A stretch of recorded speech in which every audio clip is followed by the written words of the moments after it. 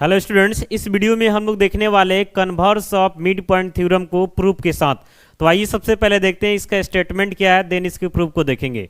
तो यहाँ पे स्टेटमेंट बोल रहा है कि proof that a line drawn through the mid point of one side of a triangle parallel to another side bisects the third side. आपको पता होगा कि ट्रायंगल में जो है टोटल नंबर ऑफ साइड्स कितना होता है, तो 3 होता है। तो आइए पहले हम यहाँ पे एक ट्रायंगल को लेते हैं, देन इसके स्टेटमेंट को एक्सप्लेन करते हैं, फिर इसके प्रूफ को देखेंगे। तो यहाँ पे जो ट्रायंगल है इसका नेमिंग कर देते हैं हम ABC। अब थोड़ा स्टेटमेंट को ध्यान से देखिएगा।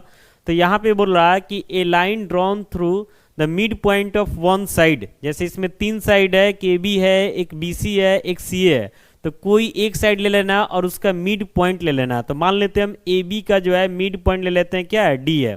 और यहाँ से जो है एक लाइन को ड्रॉ करना है इस हिसाब से कि ये लाइन जो है एक साइड के पैरेलल हो, यानी ऐसा समझना है कि D जो है आपका AB का मिड पॉइंट है, और यहाँ से D को ऐसे ड्रॉ करना है कि D जो है BC के क्या हो जाना चाहिए, तो पैरेलल हो जाना चाहिए। यहाँ लिखा हुआ ना, एक बार फिर से देखिए कि ये line drawn through the mid point of one side of a triangle parallel to another side, यानी D जो है AB का मिड पॉइंट है, और यहाँ से जो लाइन D ड्रॉ किया गया ये BC के क्या है, पैरेलल है।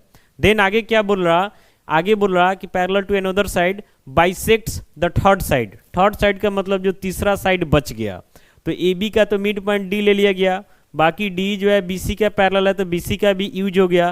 तो थर्ड साइड कौन बच गया, तो AC बच गया। तो दिखाना है कि यहाँ पे जो D ड्रॉ किया गया ये थर्ड साइड को क्या करेगा, तो बाइसेक्ट करेगा, यानी कि आधा आधा बांटेगा। यानी ऐसा समझिए कि आपको दिखाना है कि D जो है EC के क्या है, इक्वल है। D जो है इसी के क्या है, इक्वल है। फाइनली यही चीज जो है इस वीडियो में हमको प्रूव करना है। तो ध्यान से देखिएगा, पहले जो गिवन वगैरह है इस सब चीज को डालते हैं, प्रूफ क्या करना है इसको दिखाते हैं, देन प्रूफ में आएंगे। तो यहां से लिखेंगे given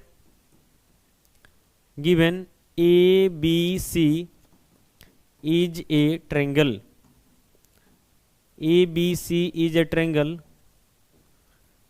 in which D is the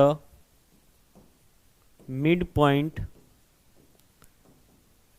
of AB such that D जो है ये पैरेलल है किसके, तो BC के।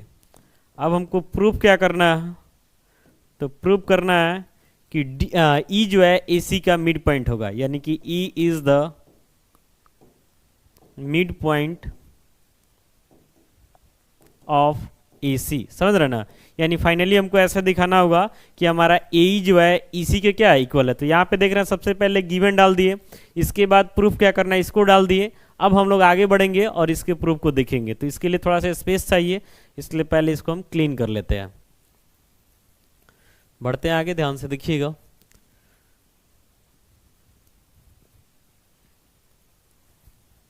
क्वेश्चन में जो है आपको दिया हुआ कि D जो है AB का मिड पॉइंट है और आपका D जो है BC का क्या है, पैरेलल है। तो ये सारे इन्फॉर्मेशन को यूज करके हमको आगे बढ़ना होगा, ध्यान से देखिएगा। तो यहाँ पे हम प्रूफ में आते हैं। तो सबसे पहले यही हम लिखेंगे कि सिंस ऐसा दिया हुआ था कि D is the mid point of AB, यानी D जो है AB का क्या है, मिड पॉइंट है। देयरफॉर यहाँ से लिखा जा सकता है कि AD जो है किसके इक्वल होगा, तो DB के इक्वल होगा। ऐसे भी लिख सकते हैं कि AD बाई DB ये किसके इक्वल होगा, तो 1 के इक्वल होगा। समझ रहे ना, जब दोनों बराबर है तो इसका मतलब इसका रेशियो क्या होगा, 1 होगा। बाकी आप नीचे 1 डाल के क्रॉस मल्टीप्लाई कर लेंगे तो जैसा था एज इट इज फिर से वैसा आ जाएगा। अब यहाँ से हम लिखेंगे कि सिंस क्वेश्चन में ही दिया था कि D जो है BC के क्या है, पैरेलल है। जब पैरेलल है तो BPT काम करेगा, यानी कि थेल्स थ्योरम काम करेगा। तो थेल्स थ्योरम से यहाँ से लिखा जाएगा कि AD बाई DB ये किसके इक्वल हो जाएगा, तो AE बाई EC के इक्वल हो जाएगा। कैसे, तो बाई BPT यानी बेसिक प्रोपोर्शनलिटी थ्योरम, जिसको थेल्स थ्योरम के नाम से भी हम लोग जानते हैं। यहाँ तक कोई दिक्कत नहीं है। अब AD बाई DB जो है, AD बाई DB ये किसके इक्वल हो गया, तो AE बाई EC के इक्वल हो गया।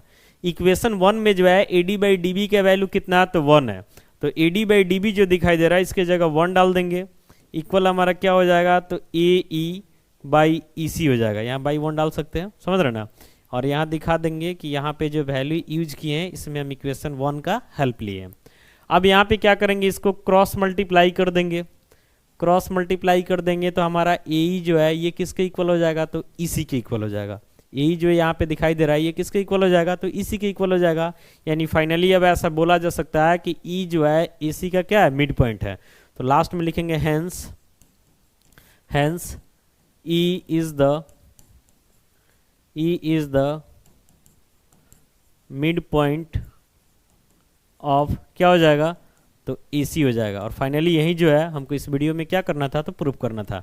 तो इस वीडियो में हम लोग देखें converse of mid point theorem को, और इसको सिमिलरिटी के कंसेप्ट पे, यानी समझिए जो थेल्स थ्योरम है और उसका कन्वर्स है, यही सब का यूज करके जो है इसका डेरिवेशन इस वीडियो में हम लोग देखे हैं। उम्मीद करते हैं आपको समझ में आ गया होगा। मिलते हैं अगली वीडियो के साथ। Thank you.